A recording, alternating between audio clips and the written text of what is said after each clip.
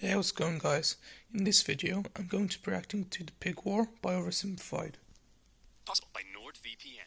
Click the link below to stay safe online and get a huge discount off a 2-year plan with a 30-day money-back guarantee. Trouble sleeping? Need someone to snuggle? Then why not snuggle? Me! The limited edition Oversimplified plushie is available for pre-order for a few days only.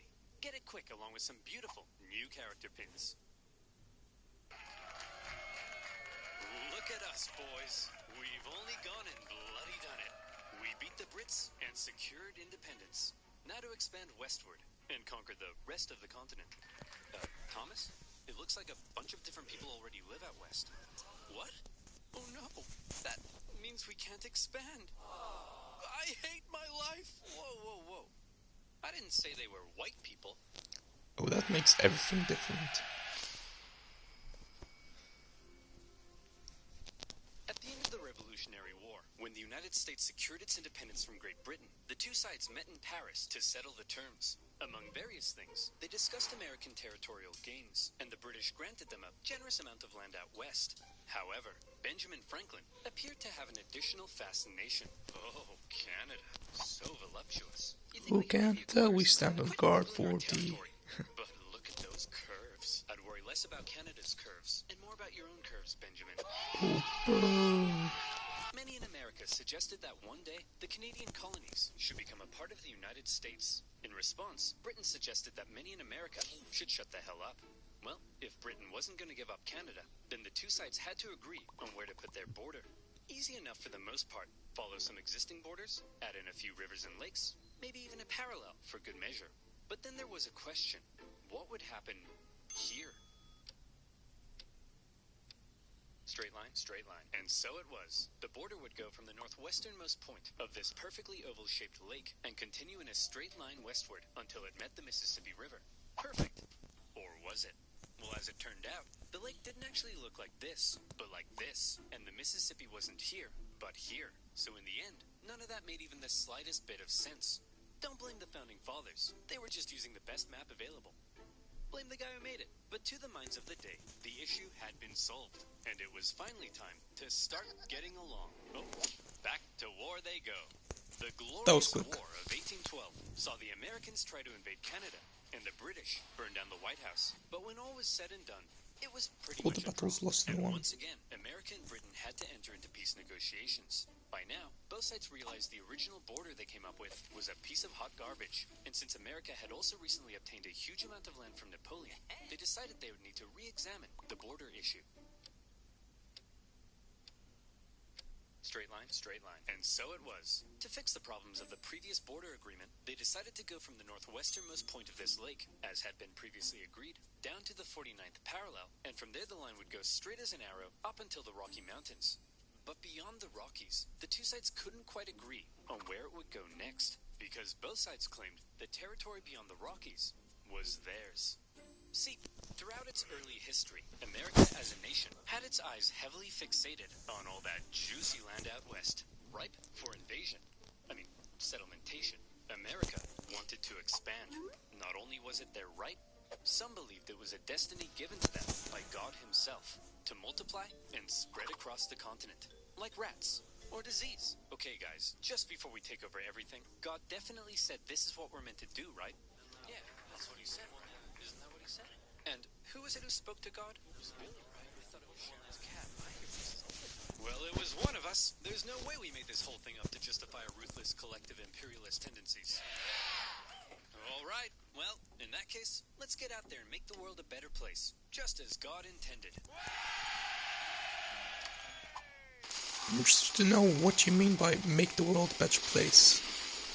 This belief in divinely destined expansion would later be given its very own name.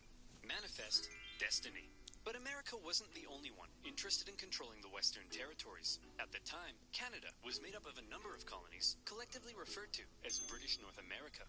This one over here was owned by the Hudson's Bay Company, a British charter company dedicated to turning as many beavers as possible into as many felt hats as possible, as quickly as possible, and the indigenous people became a key supplier.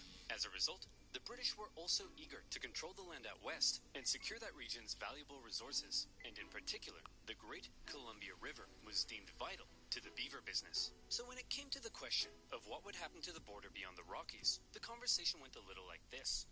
The line should keep going straight because we're manifestly destined to gain the entire North American continent. No, we need this river so we can keep scalping beavers. Look, why don't we just draw the border along the river? That way we both have access to it. Well, that would be a completely fair compromise that protects the interests of both parties. And there's no way I'm ever going to agree to it! Having come to a roadblock, Why am I not both sides surprised? simply agreed that for now, they would jointly occupy the Northwestern Territory. They were both free to settle and trade there. But rest assured, the agreement was only temporary. Eventually somebody would get their way. Listen, Yank, we can jointly occupy this land, but I ain't sharing anything else. I don't want to see you using my toothbrush. I don't want to catch you wearing my underwear. And I don't want to catch you using my computer and selling my data to advertisers. I see where this is going. Then you, my friend, should use NordVPN. What the fuck? Do you like giving strangers your passwords to your most important online accounts? Me neither. And that's why I use NordVPN. NordVPN has thousands of secure servers in over 60 countries, allowing you to safely surf the net at the fastest speed possible. It works across all your devices, so you're protected on the go, even 6 of them simultaneously. And it's super easy to use. With just a click of a button, you can head on over to South Korea and watch every single BTS video known to mankind. With NordVPN, you no longer need to worry about those shady websites, annoying pop-ups, or undesired eyes spying on your browsing history. And you can even unlock content that's been blocked in your country, like this video. It even comes with a 30-day money-back guarantee.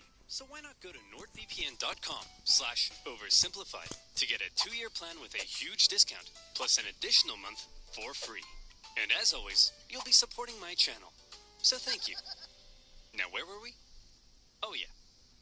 Bickering over boundaries, manifesting destiny, and a joint occupation of Oregon. And one man living here who felt the territory should be British was James Douglas, the Hudson's Bay Company's no-nonsense chief factor at He Fort looks like he's Vancouver. from the 18th century, What a not the beautiful, 19th. unspoiled corner of the British Empire. I've got my spotted dick, my Spice Girls fan club membership, and an unrelenting negative outlook on life that affects everyone around me. What are you looking at, Stephen? Yes, truly British. What the?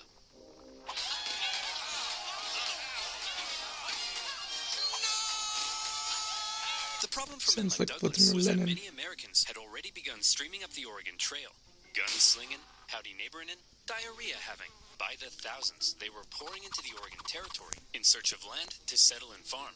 This, however, crowded out the fur trade, and eventually, a very bitter Douglas and the other Hudson's Bay traders at Fort Vancouver were ordered to relocate north to a new base of operations. But the Americans keep coming and they don't stop coming. Hopped in their wagons and they hit the ground running. Didn't make Smash sense to mouth. keep sharing Oregon when they outnumbered the Brits more than 6-1. And suddenly, the whole joint occupation deal was being called into question. Newly elected President Polk maintained that America had an obvious claim to the entire region, even implying a possible war with Britain. Fiery language from U.S. senators declared that American rifles would annihilate the Hudson's Bay Company in Oregon, and America even gave Britain notice that it was pulling out of the joint occupation agreement. The British were alarmed as the two sides stood on the brink of war. But in the Again? end, neither truly wanted to fight. The British favored maintaining good economic relations, while the Americans had already gotten themselves into a war with Mexico. So after a bit of back and forth, the British finally said, "Fine, you wanted a straight line? There's your straight line." And so, the agreement was made. The border would continue directly to the Strait of Georgia. But because the British insisted they keep Vancouver Island, it would then move south through the center of the channel and on to the Pacific Ocean. Finally, the issue of the northwest border had been solved. Hold the phone. Discrepancy detected. Enhance frame. 200%. Well, of course, if there wasn't a discrepancy, this video would be over by now. Enhance. Oh, too far. Perfect. Now, show me the exact wording of the treaty. The line of boundary goes to the middle of the channel, and thence southerly through the middle of said channel.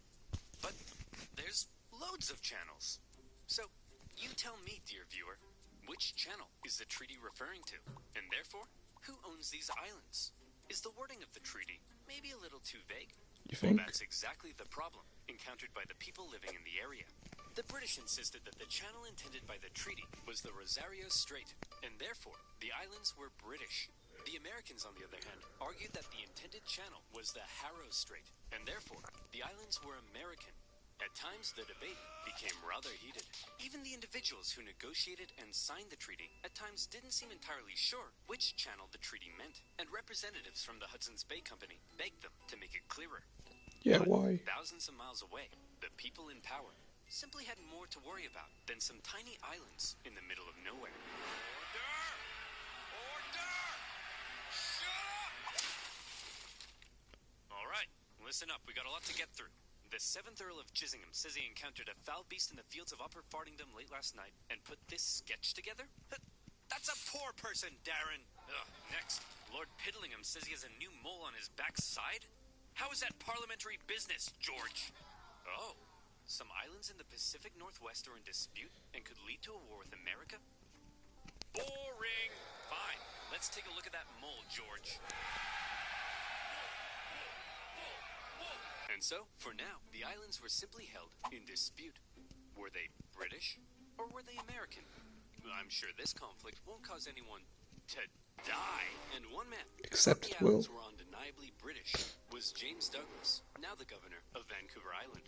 He had already once had American settlers encroach on his territory and force him to move. And by golly, he wasn't going to let it happen again.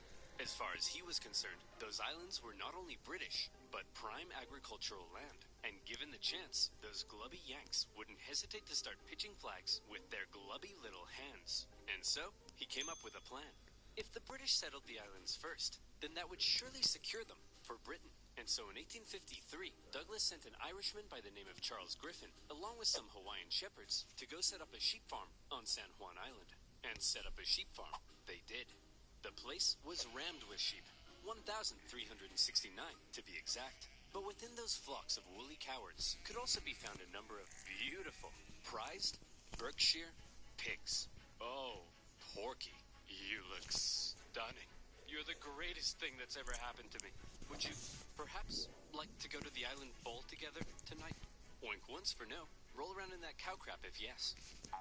Yes! I'm covered in poo and I'm the luckiest man alive! But life on That's the not island weird of at Charles all. Griffin wasn't to be a perfect paradise of pig pageants. Because unfortunately for him, the Americans also believed the island was theirs. One day, in 1854, an American customs collector was sailing around the islands on the outlook for bands of native tribesmen when he spotted something. Aha! I've got you now, you savages. Over yonder. Those are sheep, sir. Sheep, you say? What are they doing here? Let's go and negotiate with them. Negotiate with sheep? Are you crazy? I'm perfectly stable, you rat bag. Call me crazy again and I'll eat your eyes! Hello, good sir. When you say you're not crazy, and then you prove you are. Out of my way. Allow me to parley with this foul beast.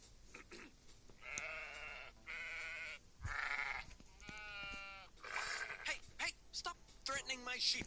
Your sheep?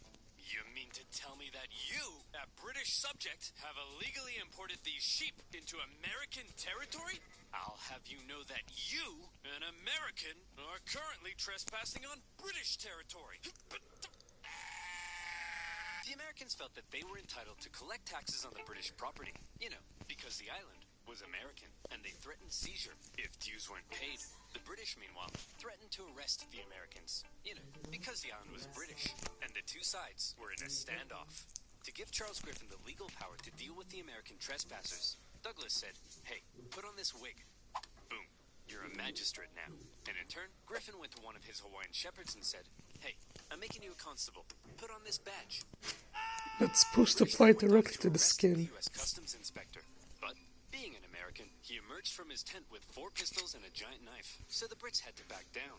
Eventually, raids by northern tribes chased the U.S. officer from the island, but the Americans weren't done yet.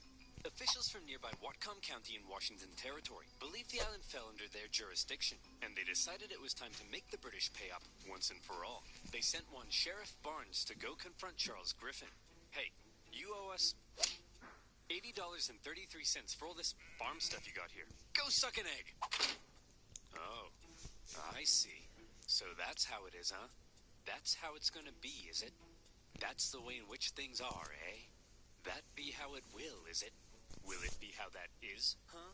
That be the way in which things be the way they are is that get off my property! So the sheriff and other Whatcom County officials felt they were now well within their rights to seize and auction off Griffin's sheep in order to recoup lost taxes. And who would they auction these prized breeding rams off to but themselves? Then, in a pretty chaotic scene, they worked to tie the rams to their boats. And when Charles Griffin came running to rescue his kidnapped sheep, being Americans, they pulled out guns on him, and he had to back down. In all, Charles Griffin lost 34 breeding rams, and he was furious. The British complained to the American government, who were shocked to hear what had been going on at their northwest border. And both governments told their officials in the area to back off. We're not trying to start a major war over some dumb sheep and a stupid island. But also the islands are definitely ours. Under no circumstances let the other side have them. For now, both governments agreed to set up yet another boundary commission to decide which channel was the correct border. That'll go well. It often devolved into petty bickering. The British did make one interesting suggestion, though. We could draw the border through this middle channel and split the islands between us. Well, that would be You're not going to agree with it, are you? that protects the interests of both parties. And there's no way I'm ever going to agree to it! And in the aftermath of the sheep raid, James Douglas, still stationed at Fort Victoria, became even more cautious of American encroachment into his territory. Mr. Douglas, sir, it appears an Indian has discovered gold in the Fraser Canyon, just north of here. Shut up! Keep your voice down, boy. We can't risk those glubby Americans hearing about this, or our territory here will be infested with them.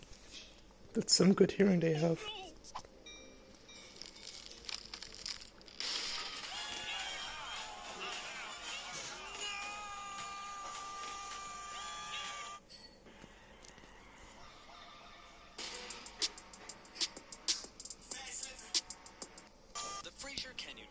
Attracted a heap of Americans to the region. Some got lucky. Most did not. And of those that didn't, rather than returning all the way home, many simply decided to settle in the area. And in particular, the juicy green pastures of San Juan Island were rather appealing. Believing the island was American territory, around a dozen American settlers moved there in the late 1850s. One of them was a man named Lyman Cutler, a young man in his mid-20s, and lazy as pie.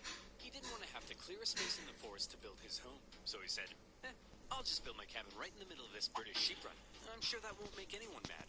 When he planted potato seeds in his garden, rather than building a nice protective fence around them, he said, I'll just fence in 3 sides and have all these British farm animals have a moral compass and respect my property rights.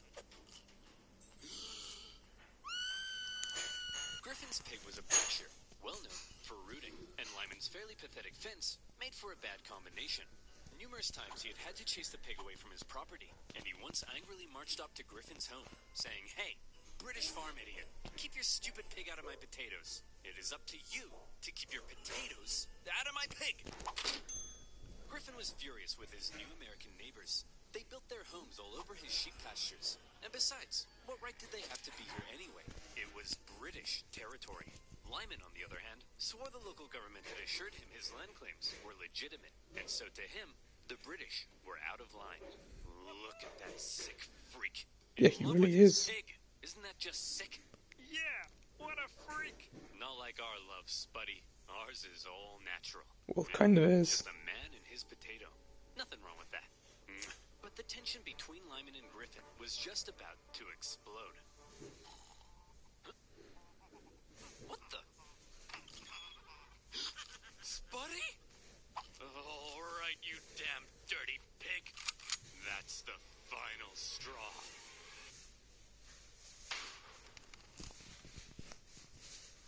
Lyman shot the pig. After taking a second to calm down, he felt bad about murdering Griffin's prized boar.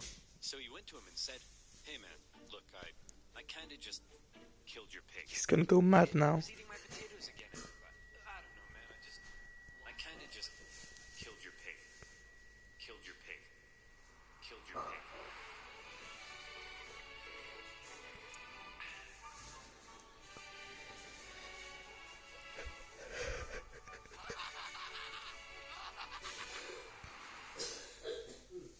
You swine! No, the swine is the one I killed. He's right. I'm Lyman.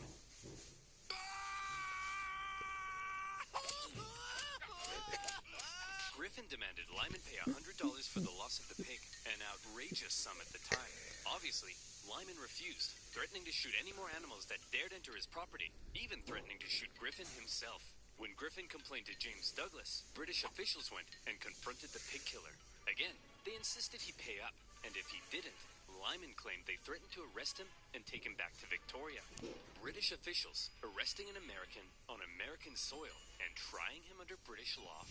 Now That sounds like the Hong Kong-China situation. That attracted the attention of an American general in charge of the Department of Oregon, one William S. Harney. This guy, General Harney, had a reputation. He's the kind of guy who invades Mexico without orders, wasting valuable resources and creating an embarrassing situation for everyone involved. He's the kind of guy who has one of his own men arrested for writing the wrong header on a report. He's the kind of guy who finds a dog digging up his yard and then chases it for 1.5 miles just to give it a beating. He hated superiors, hated being told what to do, and had been court-martialed 4 times for disobeying orders. Contemporaries described him as an imbecile, all matter and no mind, an arrogant humbug, and a laughingstock. Like I said, General Harney had a reputation. He hated the British and was out for any opportunity to earn personal glory for himself. By some accounts, he even wanted to become president. And so, in July 1859, Only 3 generals have ever been president. and he learned of the plight of the Americans living there, the shooting of a pig, and the British threat to arrest Lyman Cutler, General Harney went into scheme mode. Hey yo, Captain Pickett. Yes, sir. Listen carefully. I need you to go pick up some flowers. Careful, you might and burn bring your them hair. to my place later. I've got a Called plan. it. Here I am, sir. What's the plan? Pickett, you and I are going to start a war. What do you mean, sir? Okay, listen up. An American man shoots a worthless pig on San Juan Island, and the British threaten to arrest him. Outrageous. But we can use it. We get the settlers there to send us a petition saying they need American troops for protection. That's when you go with your men and occupy the island. The British will find American troops on an island they consider theirs so offensive they won't hesitate to blow you to smithereens. Then, it's war. We bring in reinforcements and we fight back. I'll write to Washington, D.C., letting them know what's happening. But here's the kicker. My letter will take 6 whole weeks to get there. Before the government even gets a chance to respond, telling me I'm an idiot and ordering me to cease fire, the island will be ours. Hell, we could even invade Vancouver Island or British Columbia. It's foolproof. Wow, very impressive, sir. But I gotta ask, why? Well, I'll level with you, Pickett. Historians still contest exactly what it is I'm trying to do here. It's possible I'm trying to expand America's territory. Maybe I'm trying to play the hero so I can become president. Some have even suggested that since I'm a slave-owning Southerner, I may be trying to create a diversion to help the South secede in the upcoming Civil War. But if there's one thing that almost everyone can agree on, it's that I'm an idiot. I see. But hold on. What'd you tell me to bring flowers for? Because, Pickett, they're pretty and I like them! There are also historians who believe that Harney and Pickett had no secret plan at all, and were not scheming masterminds, but simply hot-headed buffoons, genuinely outraged at the audacity of the British, and trying to protect American citizens. But the fact of the matter is, Pickett took the very controversial and extremely provocative act of landing American troops on disputed territory. He set up his camp in a very exposed position and erected a very provocative sign proclaiming that only American laws applied on the island. It was almost like he was asking to be fired upon. Or, again, maybe he was just an idiot. When a British official sent to the island to get rid of the unruly American settlers now saw that there were American troops, he demanded they leave. He was obviously told to go suck an egg. When Douglas found out, he was enraged. To him, the American landing constituted an invasion. Harney sent a report back to the War Department in D.C., justifying his actions with exaggerated claims of British villainy. But he knew it would take 6 weeks to get there, and another 6 weeks for their reply to come back. For now, the situation was entirely in the hands of local military and government officials, and the ball was in the British court. Would the temperamental Governor Douglas and the powerful British Navy respond to the American provocation with force? Were Britain and America really about to go to war over the shooting of a pig? Well, if one man Sounds so was stupid when you say it's it like entirely that. possible they would. force him out of Oregon. They had threatened his position in Victoria during the gold rush. Now they had invaded his island, and he had had it. It was time to turn to the Royal Navy. You, Captain Hornby, go to the island and prevent any more Americans from landing. And take this magistrate with you to arrest Captain Pickett. Use force if necessary. Just don't do anything to start a war. Wait, you want me to use force but not start a war? Oh, I'm sorry. Is that too much to ask, Princess? When Yeah, how hard is that? the island and saw that the American force there was even larger than expected, his concern grew. He sent word back to Douglas, who in response ordered even more ships to the island. And at this point, the naval officers were like, hey man, let's talk. They were concerned Douglas's escalation was leading them to war, and they convinced him it probably wasn't a terribly good idea to just go up to an American military captain with his armed men and say, hey bucko, you're under arrest. Please don't shoot me. Douglas gave in. To prevent any hostilities, he canceled all orders and told the Navy, for now, to simply keep an eye on the Americans. He did send one more ship for good measure. Captain Pickett, now seeing the British ships with their guns aimed directly at his exposed camp, said, see, Jeff? Look at that. We're about to get blown to bits. All according to plan. Hang on. Oh crap, Jeff, we're about to get blown to bits! And this is just occurring to you now? Pickett hastily moved his camp from its very exposed position to another position, which, as it happened, was also very exposed. It probably won't surprise you to learn Pickett came dead last in his graduating class. Nearby American and British officials began showing up to ask Pickett what the heck he was even doing. Then, a bunch of tourists showed up, because a major war breaking out in their doorstep was the single most exciting thing to ever happen in any of their miserable frontier lives. One Charles Griffin was particularly unhappy. First his pig had been shot.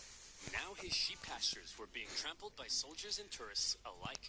He complained to Governor Douglas, who was still pretty upset about the whole thing. Douglas felt British honor itself was at stake, so he decided that if American forces were allowed to be on the island, well then by golly, the British should be there too. It would be a joint military occupation.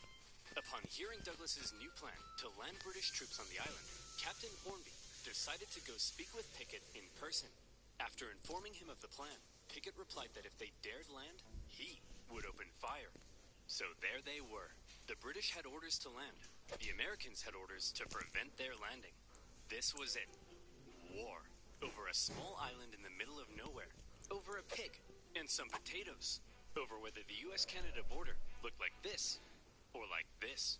Can't see the difference. It was stupid. Hold on. This is stupid.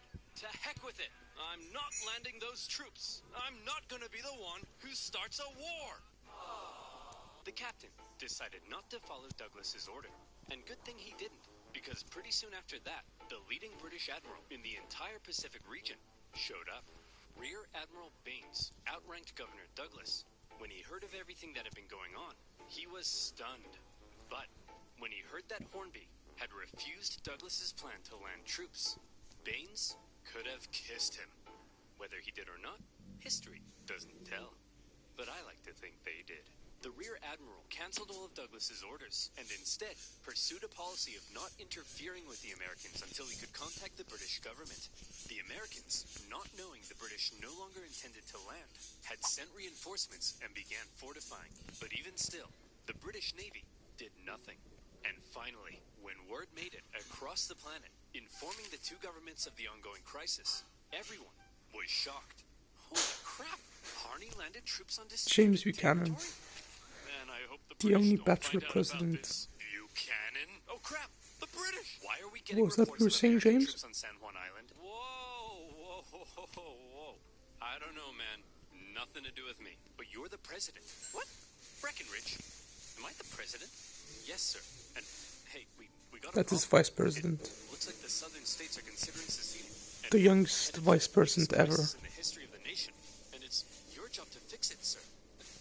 Sir? Oh no. Go away. Not the curtain again, Mr. President. I'm not here. Buchanan. It is exactly attitudes like this which led the Civil War to happen. May not be terribly impressed with his reckless actions, so he began firing off even more aggressive letters, justifying what he had done. Tell him the British were sending bands of Indians to attack our men, and that they're big meanies with coal for hearts, and that they made me cry like a little girl. Wait, no, that makes me sound weak. They made me cry like a big girl. Yeah, that's it. When the president received Harney's new letters, his anxiety only grew stronger. Oh, crap. Hey, General Scott, please make this go away. Leave it to me, sir. General Winfield Scott was the commanding general of the entire U.S. Army. Well known for his negotiation skills, he was a veteran of the Mexican-American War, during which time he had to deal with General Harney's idiocy and insubordination. And he watched as Harney got away with it all, thanks to his friends in high places. It's safe to say that Scott really did not like General Harney. By now, General Scott was racked with gout, and he was so big he had to be hoisted onto his ship in a basket. Nevertheless, he began the long journey to the Pacific Northwest. Okay, everyone, get over here. Will somebody please tell me what the heck is going on? I'll tell you, General. It all started on one fateful day last summer. Spuddy? All right, you damn dirty pig. That's the final straw. What? Hey, you can't get away from me! Look at that, pig. Nowhere left to run, eh? I'm gonna enjoy this. Simon, if you spare my life, I grant you 3 wishes. I didn't know pigs sounded like Morgan Freeman. So you see, General, the pig wasn't even on his property when he shot it. Liar! He's lying to you, General. I'll tell you what really happened. What a pleasant summer's afternoon here on my humble farm. It's just me and my beloved potatoes. I'm so happy. Say, Lyman, them some nice spuds you got there. Would be a shame if somebody ate them. No, not again, you beast! Leave my potatoes alone! Yeah, I'm gonna eat them, Lyman. I'll eat them. And then I'm gonna eat you. How is that even possible? I'll shoot. Go ahead, punk. Make my day. Shoot me. Shoot me! He made me do it. He made me do it. So you're telling me you guys nearly started a war with the strongest naval power in the world over the shooting of a pig? Yeah. He's now you're unimpressed. starting to get it. Not only the pig, sir. The British then threatened to arrest this poor, pure American soul. Thank you, General. Shut up. I don't care about you. Okay. I've made up my mind. You're an idiot. You're an idiot. You're an idiot. You're an idiot. You're an idiot. You guys are fine. And you two are the most mind-numbingly brain-dead ding-dongs I've ever encountered in all my life. And I'll see you in my office. Okay, Harney, listen. I cut a deal with the Brits. Here's how it's gonna be. Both sides will maintain a small force on the island for a joint military occupation until our two governments can decide who owns the island. Now, the only way they'd agree to that is if Pickett is removed from command. So I'm replacing him with Captain Hunt here. Now, Harney, listen to me. Do not, under any circumstances, put Pickett back on that island. Okay? I mean it, Harney. Do not order Pickett back onto the island. He's gonna disobey orders Yes, now. sir. Good. I'll see you, Globos, later. Is he gone? I think so. No, he's not. Hunt, you're fired.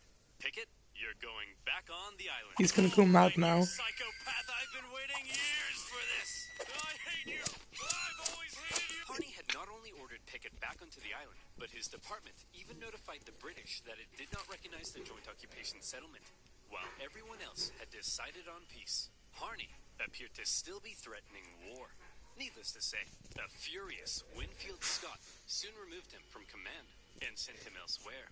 In Harney's absence, the joint occupation went ahead, and the troops actually got along together quite well. That's good. The British attended 4th of July celebrations at the American camp, while the Americans visited the British for Queen Victoria's birthday. Even Pickett became good friends with his British counterpart. War, it seemed, had been avoided, thanks largely to the level-headed actions of the Royal Navy and General Winfield Scott. Of course, the islands were still in dispute, and the question of who exactly owned them still had to be answered. That answer would have to wait, because while San Juan was at peace, the nation was tearing itself apart.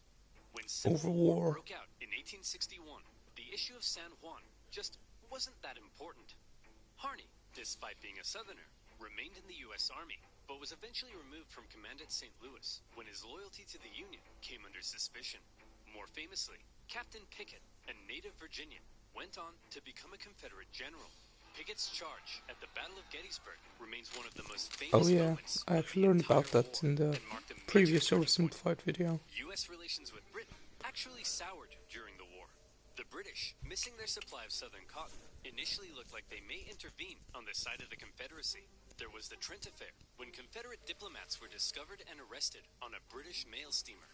And then there were the British-built ships sold to the Confederacy that wreaked havoc on northern commerce. When the Civil War ended, furious American politicians called on the British to pay reparations. And by now, a long list of hot issues existed between them. And yes, on that list remained, 12 years later, still the issue of who owned these gosh darn islands. That issue, it was finally agreed, would be submitted to international arbitration. The Empire of Germany would decide, with the British and Americans presenting arguments. The American argument was reportedly presented with a little more pizzazz, a little more zing. And in the end, when the Germans made their decision, they awarded the San Juan Islands to the United States. Careful, you might shoot someone. Douglas heard the news. He said that there was no possible way the British argument had been presented correctly. But that was that. The British conceded. And on the 25th of November, 1872, the last British troops left the island. As the Americans entered the British camp to raise their flag, they found that the British had removed the flagpole. One last up yours to Uncle Sam. By this time, Charles Griffin had already left the island, and the Hudson's Bay Company eventually sold their sheep farm. And so, there you have it.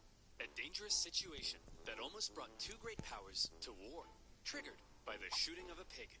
But thanks to more level-headed minds and an eagerness for peace and cooperation, conflict was avoided, and the only casualty of this pig war was, well, just a pig.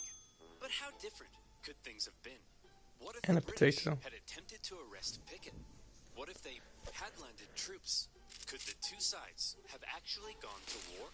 Could America have invaded Canada? Could it, perhaps, still invade Canada? Yeah, I guess so. Think about it. Why not? Because other nations will get involved. We have the arms. It's our Really? Zero? destiny. Wow. Picture a future where American Mounties wear red, white, and blue and hail the stars and stripes. Where Wayne Gretzky would wave the American flag every 4th of July in the streets the great of one. Montreal. Maple syrup, the greatest American food. Banff, the greatest American national park. One united nation under the leadership of our glorious president. Drake, no longer shall we tolerate our smug neighbors to the north with their affordable insulin. And I think somebody is going insane. I think you need to chill out, mate. Sleep with one eye open tonight, because Biden's coming, baby. And this time, he's coming with a vengeance! Well, that was an interesting video, and it ended even more interestingly. So anyway guys, that is for this video. This is one of those wars that I'd never heard of until this video was released, so it was very interesting reacting to that. But if you like this video, then like, comment and subscribe. Bye guys.